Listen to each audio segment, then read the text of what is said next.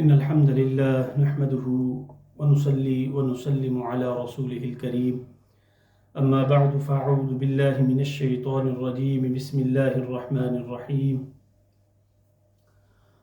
قل ما أسألكم عليه من أجر وما أنا من المتكلفين صدق الله العظيم وصدق رسوله النبي الكريم الأمين ونحن على ذلك لمن الشاهدين والشاكرين والحمد لله رب العالمين رب اشرح لي صدري ويسر لي أمري واحلل عقدة من لساني يفقه قولي إن الله وملائكته يصلون على النبي يا أيها الذين آمنوا صلوا عليه وسلموا تسليما اللهم صل على سيدنا محمد وعلى آل سيدنا محمد وبارك وسلم وصل عليه الصلاة والسلام عليك يا سيدي يا رسول الله وعلى آلك وأصحابك وسلم عليك يا شفيع المذنبين الصلاة والسلام عليك يا سيدي يا رسول الله وعلى آلك وأصحابك وسلم عليك يا جد الحسن والحسین۔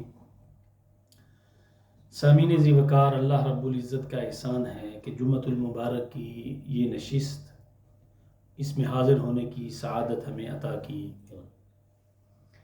دین اسلام میں سادگی جو ہے وہ مطلوب اور پسندیدہ عمل ہے۔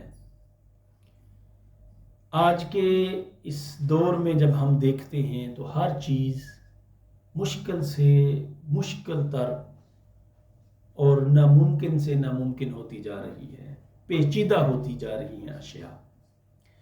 ایسے ماحول میں حضور سید الانبیاء صلی اللہ علیہ وآلہ وسلم کی زندگی ہمیں کیا درس دیتی ہے کہ ہم اپنے ان حالات کو دیکھتے ہوئے اپنی زندگیاں کیسے گزاریں۔ نبی کریم صلی اللہ علیہ وآلہ وسلم اور سلف صالحین نے سادگی کو اختیار فرمایا اور اسی سادگی کی طرف لوگوں کو دعوت دی۔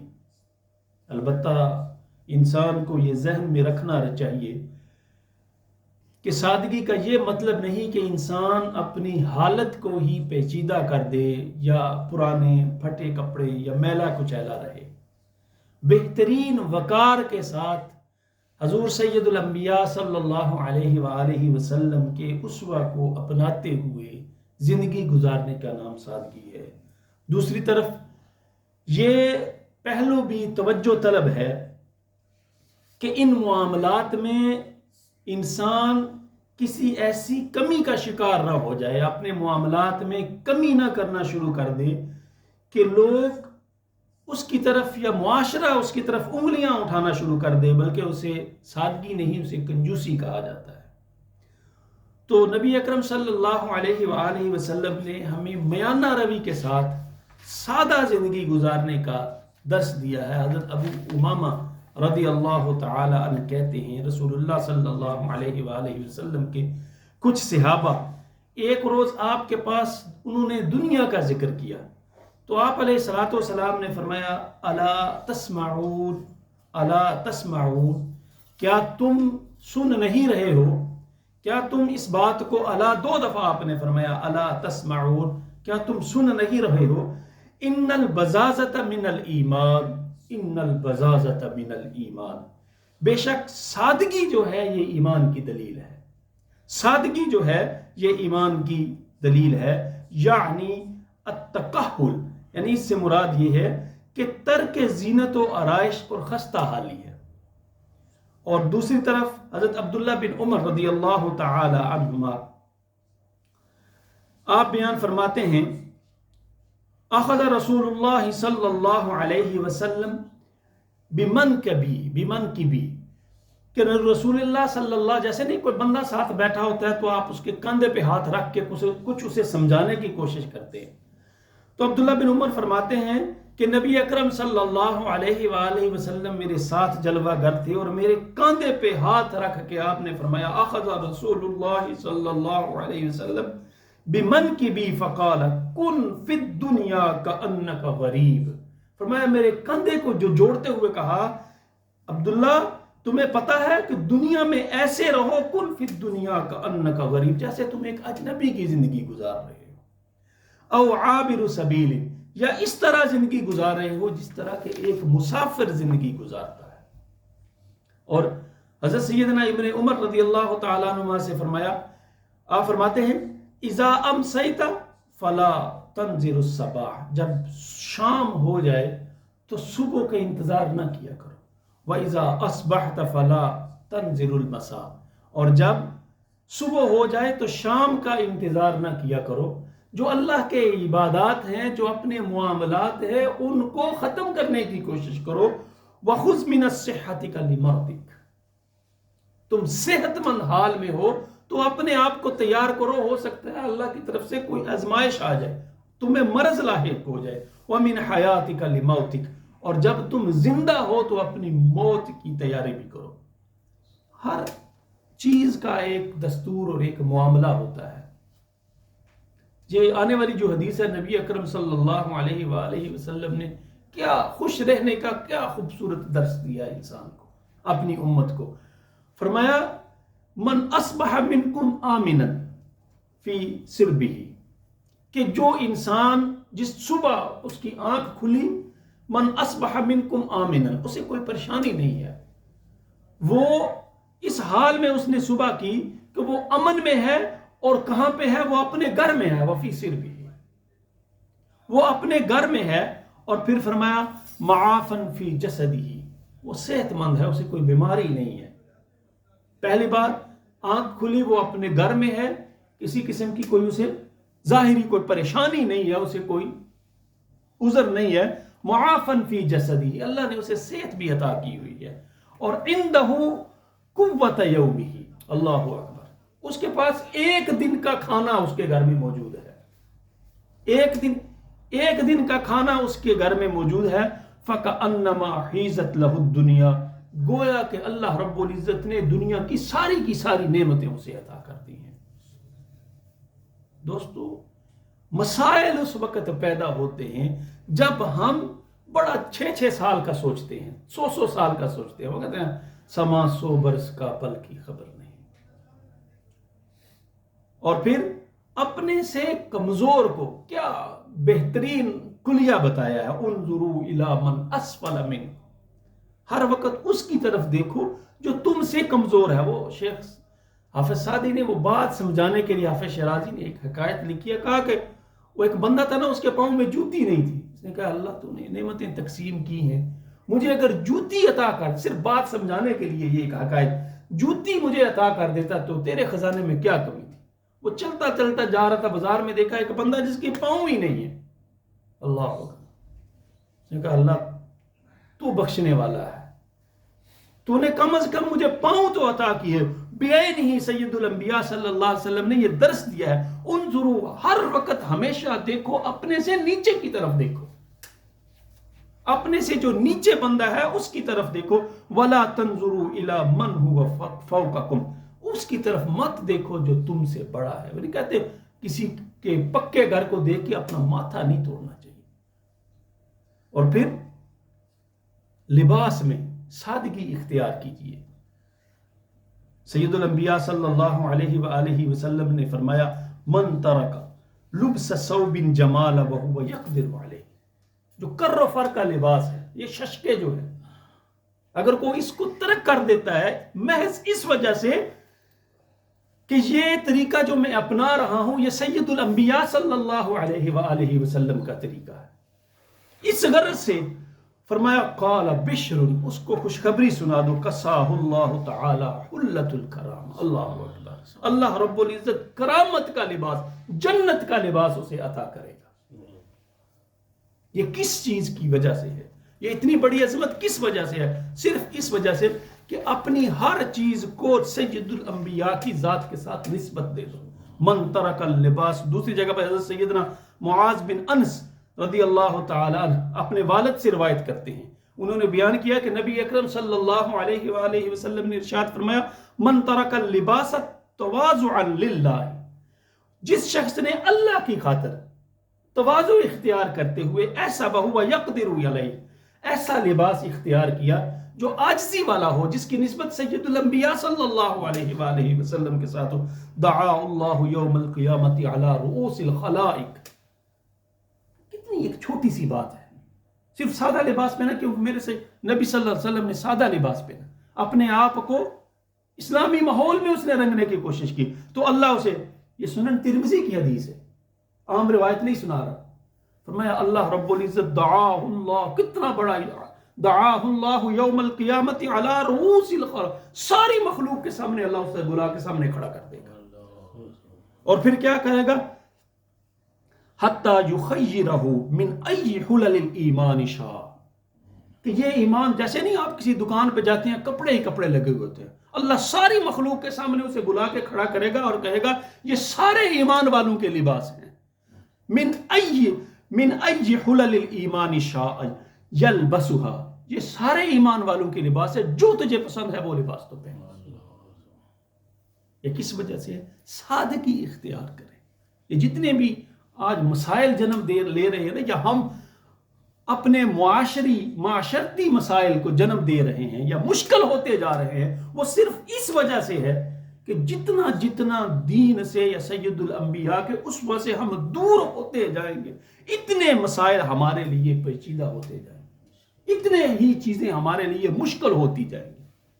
اور جب آپ اپنے آپ کو اس دائرے میں لانے کی کوشش کریں گے جو مصطفیٰ کریم صلی اللہ علیہ وآلہ وسلم نے ہمیں سکھایا ہے، تو پھر چیزیں آسان اور برکت والی ہوتی چلی جائیں گی۔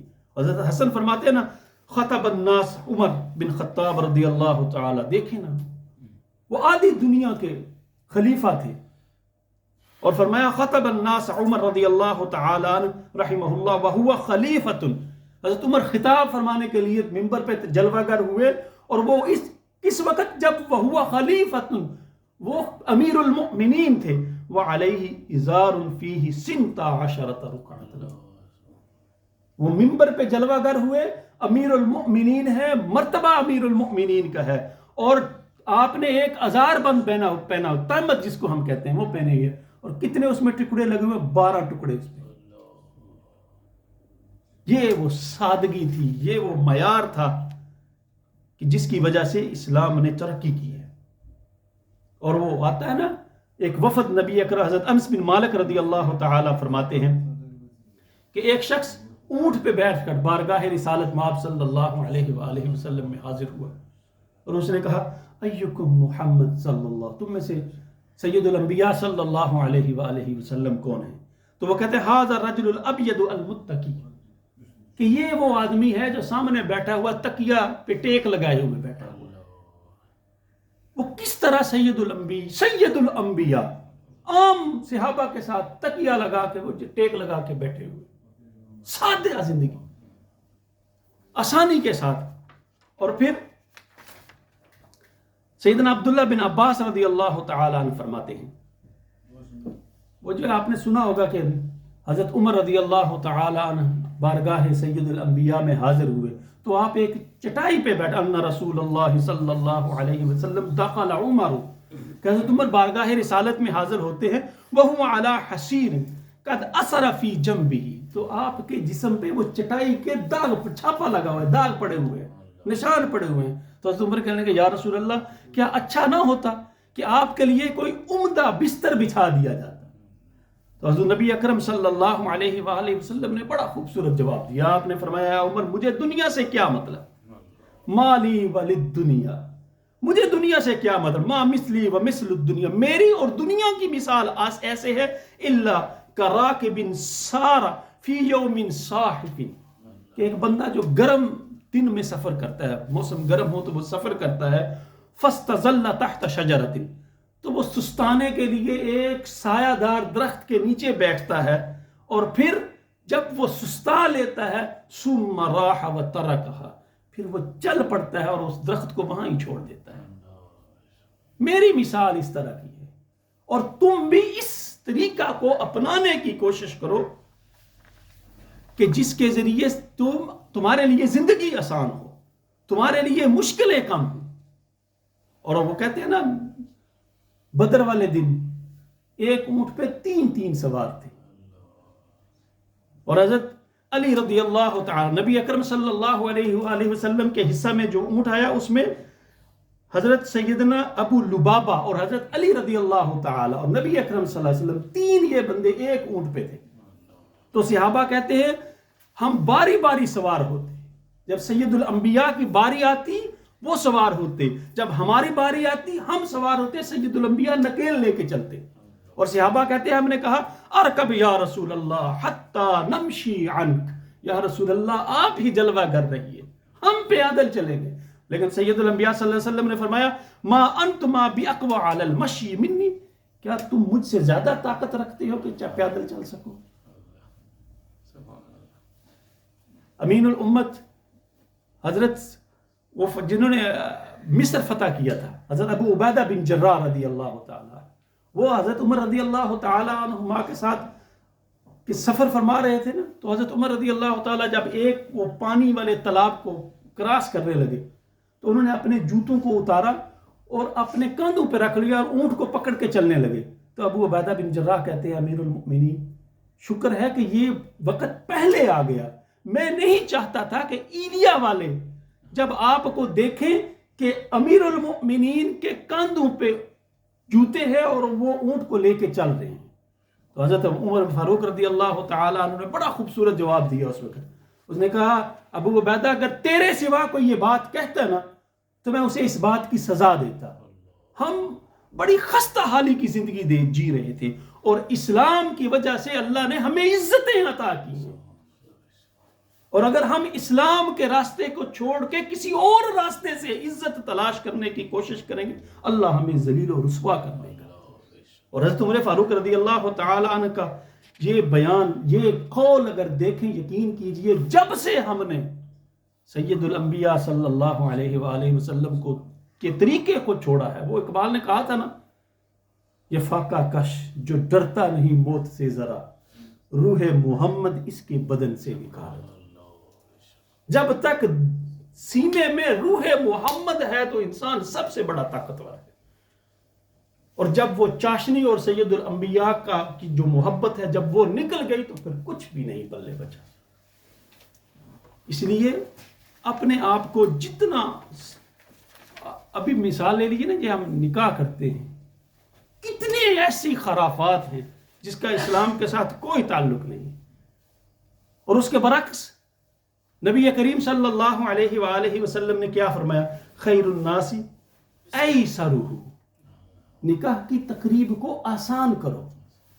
اور سنت کیا ہے؟ مسجد میں نکاح کرو اور ولیمہ کرو. اور ہمارے ہاں کیا ہوتا ہے؟ ایسی خرافات بکی جاتی ہیں یا ان کا انعقاد کیا جاتا ہے کہ معاذ اللہ.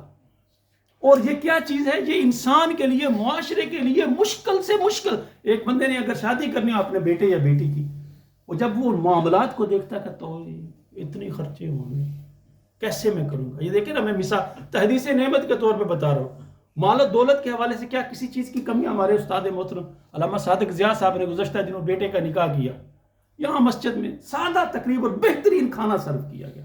علماء تھے جہاں پہ 5 7 10 جتنے بھی تھے، انہوں نے خطاب کیا، کسی نے نعت پڑھی، بہترین سا کھانا تقسیم کیا گیا.